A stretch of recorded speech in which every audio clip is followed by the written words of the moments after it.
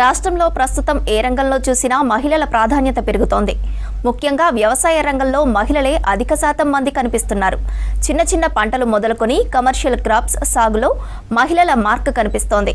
అయితే ప్రస్తుతం తరం యువతులు భవిష్యత్తులో వ్యవసాయ రంగంలో సలహాలు, సూచనలు ఇచ్చే స్థాయికి నేర్చుకున్నారు. వ్యవసాయ విద్యను అభ్యసిస్తున్న వారిలో అమ్మాయిలే ఎక్కువగా ఉన్నారు.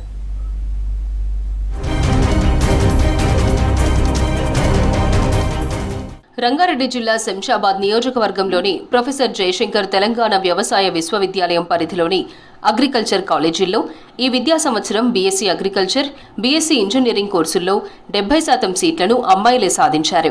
మెడిసిన్తో పోలిస్తే ఈ కోర్సులు త్వరగా పూర్తవుతాయి. ప్రైవేట్ రంగంలో ముమ్మరంగా ఉపాధి అవకాశాలతో పాటు ప్రభుత్వ ఉద్యోగాల్లో అవకాశాలు వస్తుండటంతో విద్యార్థులు ఈ కోర్సుల వైపు మొగ్గు చూపుతున్నారు. మరోవైపు గ్రామీణ ప్రాంతాల్లో ఉన్న రైతులు సలహాలు ఇవ్వడంతో పాటు వాతావరణంలో వచ్చే మార్పులకు అనుగుణంగా కొత్త వంగడాలపై పరిశోధనలు చేసే అవకాశం ఉంటుందని చెప్తున్నారు అగ్రి స్టూడెంట్స్. ముఖ్యంగా అగ్రికల్చర్ కోర్స్ ఎందుకు ఎన్నుకున్నానంటే మా పేరెంట్స్ ఒక సపోర్ట్ వల్లనే.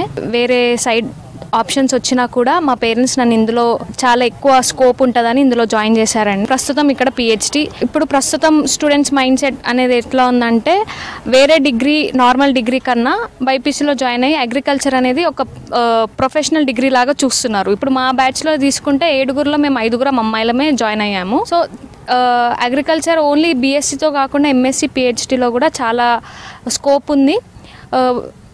అగ్రికల్చర్ మేనేజ్మెంట్ సైడ్ కూడా చాలా జాబ్స్, ప్రైవేట్ కంపెనీస్ కూడా చాలా మందిని తీసుకుంటున్నారు. రాష్ట్రంలో 2017 వరకు వ్యవసాయ కాలేజీల్లో అమ్మాయిలు, అబ్బాయిల సంఖ్య సమానంగా ఉండేది. తర్వాత గవర్నమెంట్ అగ్రికల్చర్ కాలేజీల సంఖ్య 8కి పెంచడంతో సీట్ల సంఖ్య కూడా పెరిగింది. అమ్మాయిలకు 33% రిజర్వేషన్స్ ఉండగా ఎంట్రన్స్ ఎగ్జామ్లో మెరిట్ మార్కులు సాధించి ఎక్కువ సీట్లు పొందుతున్నారు. 2021-22 విద్యా సంవత్సరం మహిళా స్టూడెంట్స్ ప్రవేశాలు 66%గా ఉంది.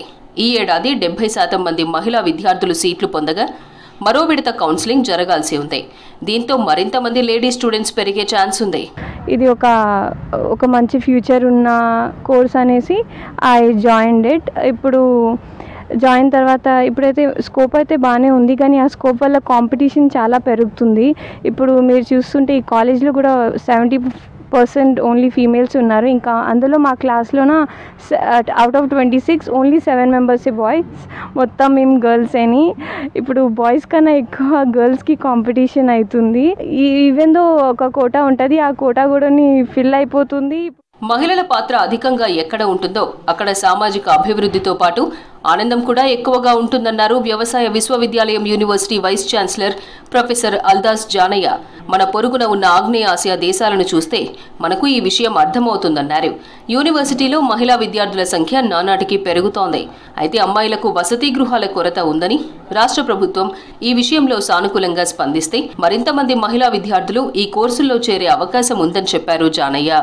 వ్యవసాయ రంగంలో మహిళల పాత్ర నానాటికి గణనీయంగా పెరుగుతున్నది మన రాష్ట్రంలో. ఇది చాలా శుభసూచకం. రాష్ట్ర ముఖ్యమంత్రి శ్రీ రేవంత్ రెడ్డి గారి ప్రాధాన్యతలో భాగంగా కూడా మహిళా సాధికారికతను పెంచాలని మనకు స్వయం సేవక సంఘాలు కానీ, మహిళల పాత్రను పాఠశాల నిర్వహణలో కానీ ప్రతి రంగంలో కూడా మహిళలు సాధికారికత సాధించి ఉన్నట్లయితే ఆ కుటుంబాలు, ప్రాంతము, ఆ రాష్ట్రం బాగుపడుతుందనేది పదే పదే ముఖ్యమంత్రి గారు చెప్తున్నారు. అది చాలా 100% వాస్తవం. మన ఆగ్నేయ ఆసియా దేశాల్లో కూడా ఇదే వాస్తవం. పొరుగు దేశాలైన థాయిలాండ్ కానీ, ఫిలిప్పైన్స్ కానీ, అదేవిధంగా కంబోడియా కానీ, ఇండోనేషియా కానీ, ఇంక్లూడింగ్ ఈవెన్ మలేషియా కానీ మహిళల పాత్ర దాదాపు 60 నుంచి 70% ఆర్థిక రంగంలో వివిధ రంగాల్లో కూడా మహిళల పాత్ర చాలా గణనీయంగా ఉంటుంది.